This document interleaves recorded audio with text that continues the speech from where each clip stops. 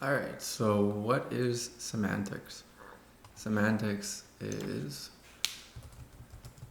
something that's very important. It's the study of reference, meaning, or truth. The term can be used to refer to subfields of several distinct disciplines, including philosophy, linguistics, and computer science. So the type of semantics I study is the one that's concerned with meaning or truth in words. So what does a word mean, basically? And a couple interesting things that I've found out from studying semantics. Well, first off, I've always been interested in words, but I noticed a long time ago that words change over time. So the meaning of a word will actually change over time. Another interesting thing about words is that they get their meaning from other words. And then, if that's not confusing enough, they also don't really get their meaning from the dictionary. Not like you might think they would. The dictionary actually records the usage of words and records their meaning as they're used. So the dictionary will see that people are using a word, and they'll take note of how frequently a word is being used if it's not already in the dictionary, and then eventually they'll add it to the dictionary, and they'll add what the definition is dependent on how they see it being used across many different contexts. And one example of a word that had been added to the dictionary probably about 8 years or so ago now, it's been about maybe 8 years or so, is the word butthurt. So that word is actually a dictionary word now, and has been for some time. And it's a funny word for sure. And then it's funny to us maybe now, the word butthurt. That's when somebody gets really upset about something. You could say that they're butthurt about it. And it's funny to us now, but maybe in 100 years or so, it will be like a completely neutral term. It could be. And people won't even find it funny. Then maybe they'll find it, maybe they'll use it in different contexts. Maybe they'll use it like we would now use a very old term if we use one now, and then people will think, oh, that's such a sophisticated word. But going back to the main point, the dictionary just records words as they're used, and it doesn't actually invent the meaning. So then where does the meaning come from? Where does the semantic meaning of a word actually come from? Well, like I've been trying to say, they come from other words. Words get their meaning from other words. And so it's kind of a confusing system for sure when you think about it. And we all use this system every day. So part of my research has been to use modeling of semantics to illustrate, to really show the difference that a word can have between contexts.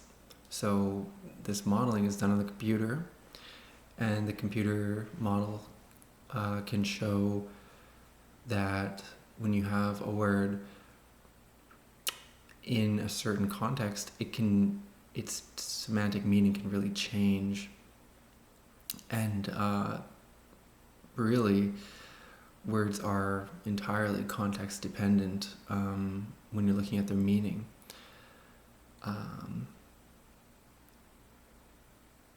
And so that's really, really important.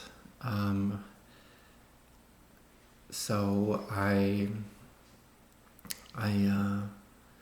took a look at some words in a Republican database. Well, I took a look at a database of Republican words, let's say, and then I compared it with a database of Democratic words used by Democrats versus words used by Republicans, and there are differences in how those words come up, and in the related words to each word as it comes up. So this whole system of semantics is really a confusing one, and it's a system of word meaning, and it is really, really context dependent. And I think that because it's so context dependent, it can make cross aisle discussion quite difficult. So that's kind of the benefit of the research I was doing, is that it actually does show that depending on which database you're looking at, which database you're drawing from with your meaning of a single word, it can make discussion with someone who's drawing from the other database very difficult, for sure. And that is just part of the importance of semantics, really. Yeah. And then the other thing that is super interesting too, which I haven't gotten too much into, is called semiotics. And that's the study of signs and symbols and their use or interpretation. So semiotics is similar to semantics in that just as words have a meaning, so too do symbols. So branding corporations will spend a lot of time to make sure that their symbol is related to some sort of positive feeling, call it valence, so, or effective response. So whenever you see a fast food logo, say McDonald's, whenever you see the logo of it, I'm sure it's very easy to picture it. Whenever you see it, the company wants you to feel a certain thing, and they want you to feel something positive. And that is part of how semiotics works, is that we have these symbols which in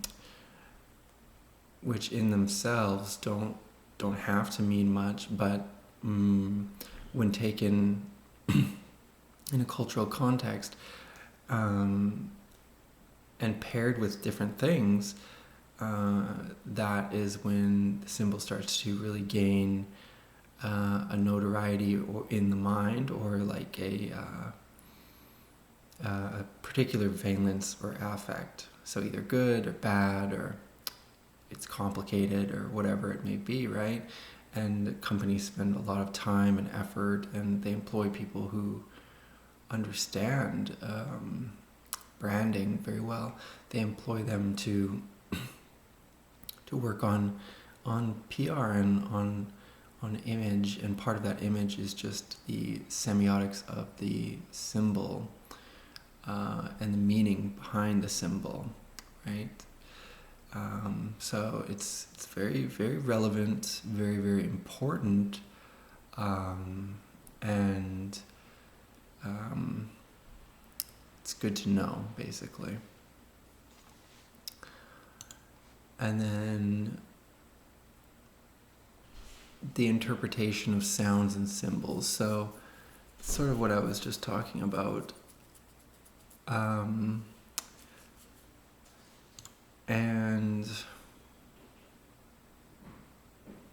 moving away from the whole branding thing,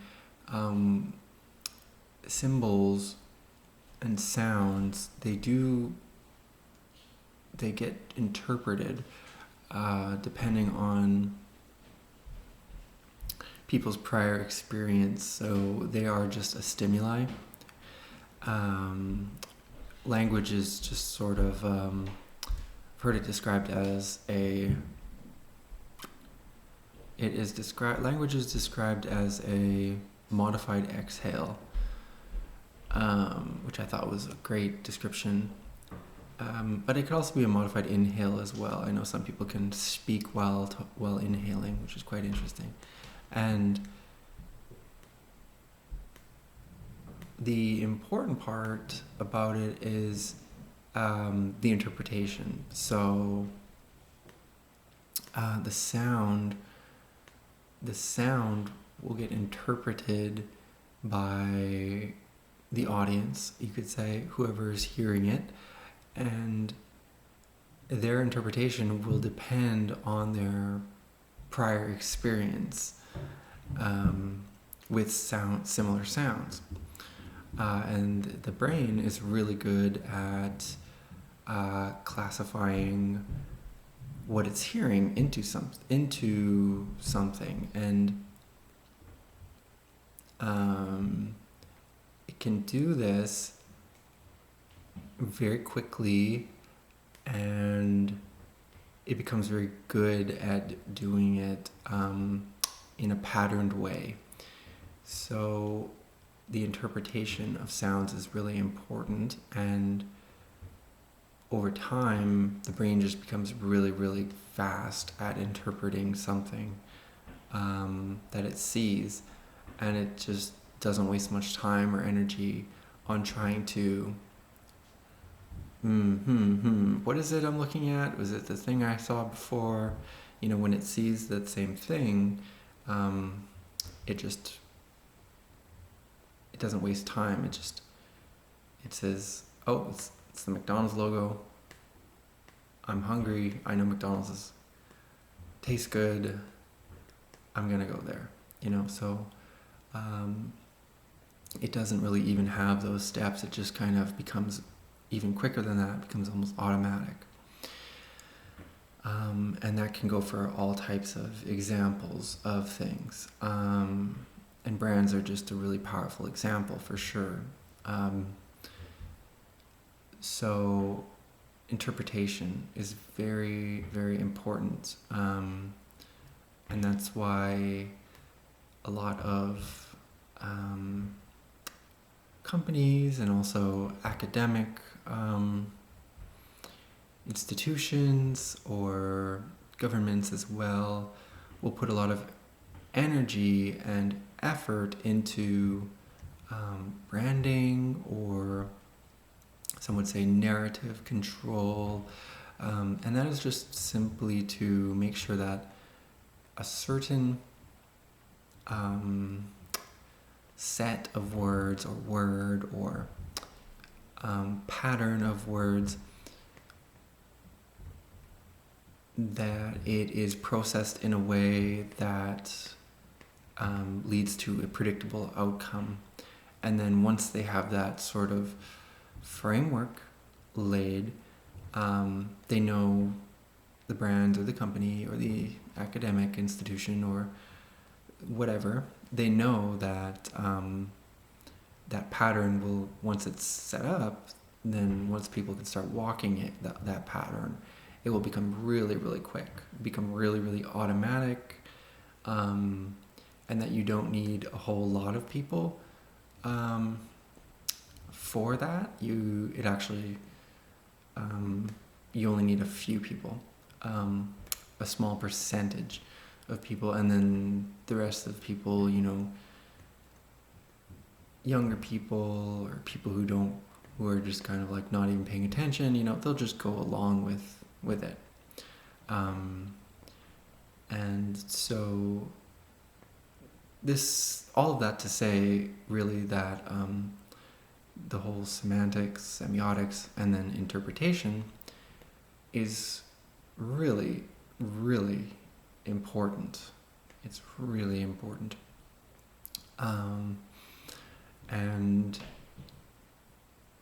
it's related to non-physicalism, but it really becomes more clear when you take kind of a non-physicalist look at things, and that is just like knowing